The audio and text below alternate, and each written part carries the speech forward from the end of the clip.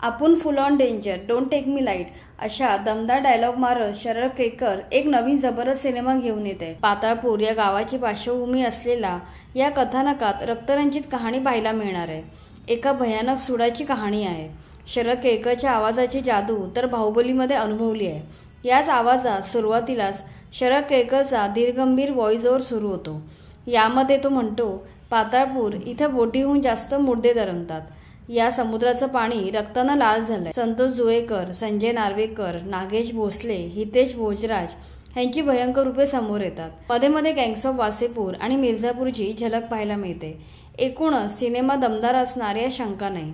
मराठी सिनेमात नवीन नवीन प्रयोग होत आहेत, तेव्हा आता प्रेक्षकांनी अशा सिनेमांना संपूर्ण सपोर्ट देणं गरजेचं आहे। एकच वाईट गोष्ट आहे ती म्हणजे धर्मरक्षक छत्रपती संभाजी आणि हा रानटी दोन्ही सिनेमे एकाच दिवशी म्हणजे 22 नोव्हेंबरला रिलीज होत आहेत। जर ही टक्कर टाळता आली तर बरे होईल।